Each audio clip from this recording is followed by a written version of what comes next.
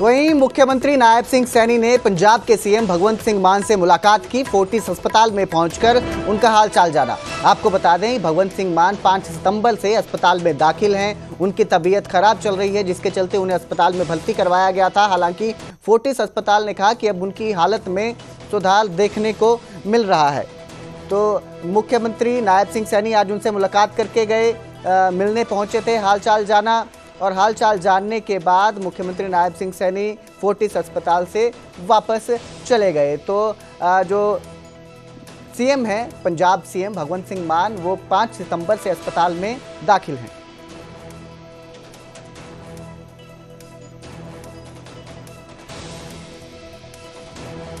तो सीएम भगवंत सिंह मान से मुलाकात करने आज नायब सिंह सैनी पहुंचे थे। आपको बता दें, सीएम भगवंत सिंह मान 5 सितंबर से अस्पताल में भर्ती हैं। उनकी तबीयत खराब चल रही थी, जिसके चलते उन्हें अस्पताल में भर्ती करवाया गया था।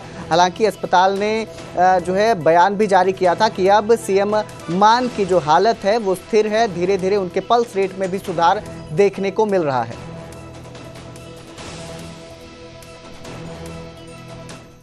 अब बात करेंगे सिरसा की, जहां फरवाई कला और नेजाड़े कला तक घग्गर का पानी पहुंच चुका है। गांव में पानी घुसने से ग्रामीणों में दहशत देखने को मिल रही है, चिंता बढ़ चुकी है। ग्रामीण मिट्टी के कट्टों और मशीनों से तटबंधों को मजबूत करने में जुटे हुए हैं। सरदूलगढ़ में घग्गर नदी का जलस्तर 2000 क्यूसेक घट चुका है। हालांकि लेकिन फिर भी आसपास के इलाकों में बाढ़ का खतरा अभी भी बना हुआ है। इसके साथ ही आपको बता दें कि जिला प्रशासन ने सेक्टर वाइज 24 टीमें तैनात की हैं। अधिकारियों ने तटबंधों और खरीफ चैनलों का निरीक्षण किया है। ग्रामीणों की फसलें जल भराव के चलते कई जगहों पर बर्बाद हो चुकी है। किसानों को नुकसान उठाना पड़ रहा है। इस बीच मुआवजे की भी किसानों ने मांग उठाई है। डीसी शांतनु शर्मा ने नागरिकों से सुरक्षित स्थानों पर जाने की अपील की है। इसके साथ ही प्रशासन ने अपील की है कि लोग अफवाहों से दूर रहें, अफवाहों से बचें और किसी भी तरह की अगर उन्हें स्थिति चिंताजनक लगती है तो प्रशासन को इसकी तुरंत जानकारी दे।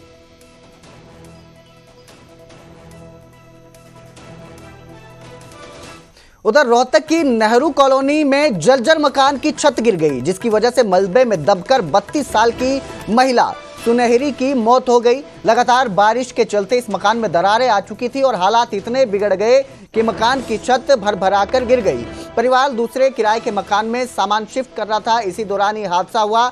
आखिरी सामान लेने महिला घर पर पहुंची थी कि तभी मकान की छत भर-भराकर गिरी और मलबे के नीचे दबने की वजह से सुनहरी की मौत हो गई। इसके बाद इलाके में अफरा तफरी का माहौल देखने को मिला। परिजनों और पड़ोसियों ने मलबा हटाने की कोशिश की। पुलिस ने फिलहाल शव को पोस्टमार्टम के लिए भेजकर पोस्टमार्टम करवाकर परिवार को सौंप दिया है। परिजनों ने बताया कि पूरा परिवार मजदूरी से चलता है, मजदूरी से ही परिवार का गुजारा होता है। पड़ोसियों ने कहा कि देर होने की वजह से महिला की जान नहीं बचा पाए। अगर समय रहते महिला को मलबे से बाहर निकाल लिया होता तो शायद उसकी जान बच जाती।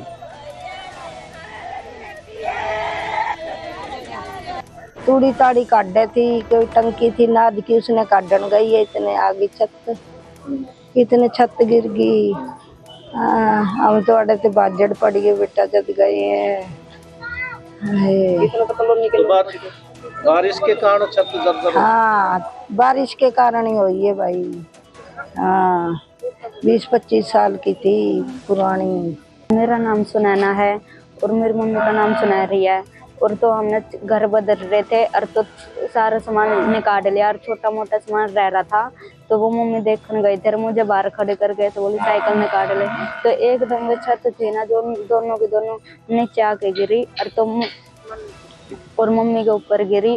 जी, ये बारिश हो रही थी, एक तो बिल्कुल पुरानी छत हो रही थी। वैसे तो गरीब आदमी थे, जैसे भी कच्चा पिल्ला था भी, जैसा भी था गया का। और वो छत गरीब गुजारा, वही छत निकाल रहे थे, वही सामान निकाल रहे थे।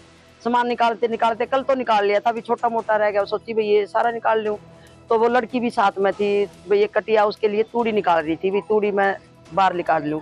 तो वो तूड़ी लेके जैसे जाने लगी ना, तो वो लड़की से बोली तू साइकिल बाहर खड़ी करिया। इतना साइकिल बाहर खड़ी करने लगी ना, वो पता नहीं कैसे सोची ये गेहूं की टंकी है खाली, इसने निकाल लूं। इतना अंदर गई, पैर रखते इतने दोनों छत पड़ी उसके ऊपर ही। और अब जिक्र करेंगे नूह का, जहां पर जल भराव की समस्या एक मासूम की जान निकल गई। सिरोली गांव में जल भराव से 4 साल के मासूम की मौत हो गई। खेत के पास पानी में खेलने गए मासूम का शव बरामद हुआ। समय रहते बड़े भाई मोमीन को चचेरे भाई ने बचा लिया। परिवारजन और ग्रामीणों ने घंटों तक बच्चों की तलाश की और जब आखिर में वो खेतों की तरफ पहुंचे तो उन्होंने पाया कि जलभराव से बने गड्ढे में मासूम का शव है।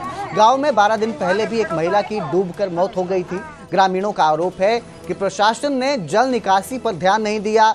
फिलहाल मृतक का अंतिम संस्कार बिना पुलिस जांच औपचारिकता के किया गया है। जो मासूम था, बिना पुलिस की जानकारी के औपचारिकता के ही उसका अंतिम संस्कार कर दिया गया है। गांव वासियों ने सरकार से पंप और सुरक्षा इंतजाम की मांग की है और घटना के बाद पूरे गांव में मातम है। लोगों में आक्रोश देखने को मिल रहा है।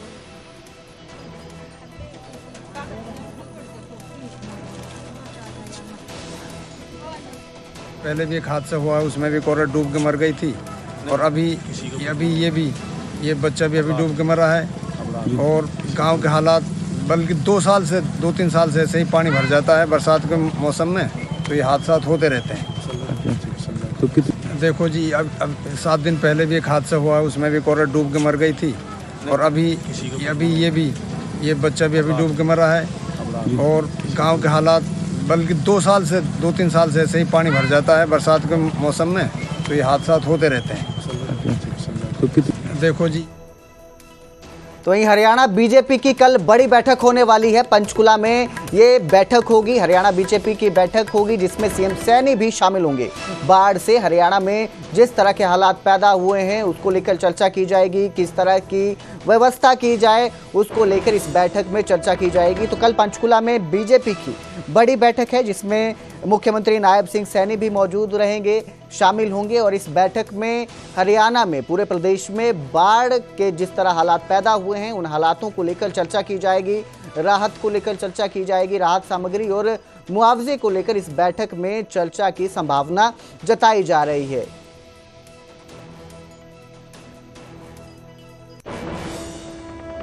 सीएम सैनी ने हांसी में जल भराव प्रभावित क्षेत्र का दौरा किया। लगातार बारिश से आई प्राकृतिक आपदा को लेकर सीएम सैनी दौरे पर पहुंचे थे और इस दौरान उन्होंने जल भराव से प्रभावित जितने भी इलाके थे, हांसी, हिसार, वहां पर दौरा किया। सीएम सैनी ने कहा कि जो जल भराव प्रभावित क्षेत्र हैं, यहां पर ये जो दिक्कत आई है, आपदा आई है, ये लगातार बारिश के चलते आई है। लगातार बारिश और प्राकृतिक आपदा है। ये सभी अधिकारी मुस्तैदी से इसको लेकर अपना काम कर रहे हैं। हरियाणा सरकार पंजाब और हिमाचल में भी मदद कर रही है। किसानों के नुकसान की भरपाई के लिए ई क्षतिपूर्ति पोर्टल खोला गया है और जिसमें अब तक 1,60,000 एकड़ भूमि रजिस्टर करवा दी गई है। इसके साथ ही सीएम नायब सिंह सैनी ने कहा कि गिरे मकानों और छतों की रिपोर्ट तैयार करने के आदेश दिए गए हैं और अधिकारी इसमें काम पर लगे हुए हैं। सीएम सैनी ने इस दौरान कांग्रेस सांसद दीपेंद्र हुड्डा के बयान पर भी पलटवार किया और कहा कि जो कांग्रेस है वो आपदा के समय में राजनीति कर रही है। आपदा के समय में राजनीति नहीं करनी चाहिए।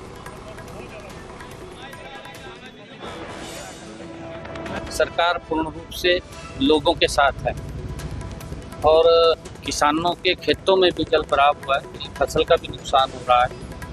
हमने उनके लिए भी ई क्षतिपूर्ति पोर्टल खोला है। लगभग 1,60,000 एकड़ भूमि लोगों ने ई क्षतिपूर्ति पोर्टल के ऊपर रजिस्टर्ड किया है और बरसात के कारण, ज़्यादा बरसात के कारण कुछ घरों में भी दिक्कत आई है।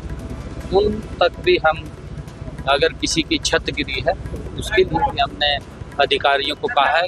हर रोज का फीडबैक अधिकारियों से लेता हूं और अधिकारी मुस्तैदी से काम कर रहे हैं। मैं सभी अधिकारियों को बधाई भी देता हूं क्योंकि चाहे रात के 12 बजे अगर किसी को कोई दिक्कत महसूस होती है तो हमारे अधिकारी तुरंत वहां पहुंचते हैं और लोगों को राहत मिलती है।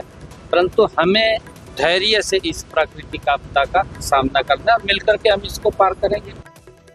हमारे तरफ से कोई राजनीति नहीं है। पंजाब के अंदर कितनी बड़ा स्थिति खराब हुई है और हम वहाँ पर भी हेल्प कर रहे हैं। पंजाब के लोग हमारे भाई हैं, हम वहाँ भी हेल्प कर रहे हैं। हिमाचल के अंदर आपदा आई है, वहाँ पर भी हम सहयोग कर रहे हैं। हरियाणा के लोग बड़े दिल से और इस बात को लेकर के यहाँ भी हम इसका मिलकर के सामना करेंगे क्योंकि विपक्ष राजनीति अगर कर रहा है तो उनको जाए कि वो तो विफलता, उनके पास कौन से पैरामीटर हैं वो बताएंगे, क्योंकि उन्होंने तो राजनीति करनी है और इस प्राकृतिक आपदा के अंदर राजनीति नहीं होती। जहाँ पर 1 घंटे में अगर भारी बरसात आकर के अस्त व्यस्त हो जाता है जीवन, तो ये प्राकृतिक आपदा है, किसी के हाथ में नहीं है। आज तक तो ये लोग कहीं निकल करके नहीं देखे। मैं कल का घूम रहा हूँ तो कल के ये भी, परंतु मैं कहता नहीं ठीक है, अच्छा है, विपक्ष की भूमिका है, विपक्ष की भूमिका है, जाना चाहिए उसने। हमारे तो मैंने कहा है कि विधायक लगे हुए हैं, मंत्रीगण लगे हुए हैं, हमारे मंत्री एक एक स्थान के ऊपर जा रहे हैं, हमारा प्रशासनिक अमला मजबूती से लगा हुआ है,